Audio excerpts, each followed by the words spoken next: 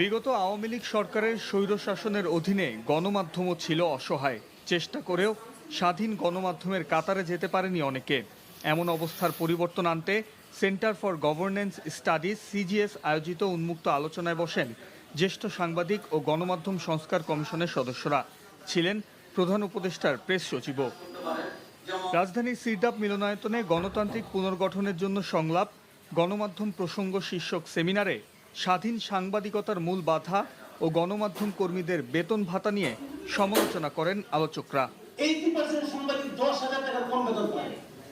চিন্তা করতে পারেন, এমন অনেক সাংবাদিক আছে একটা জেলা পর্যায়ে কাজ করে, তার শুধু বেতন পাই না, যার যেটাকে নিয়োগ দেয় কার্ড দেয় সেটাকে বলে যে তুমি কত আমাকে দিবা প্রতি মাসে। সেলফ সেন্সরশিপে আমরা একদম কাবু হয়ে পড়েছি। এখান থেকে আমরা বেরোতে পারছি না, এবং বেরোতে না পারলে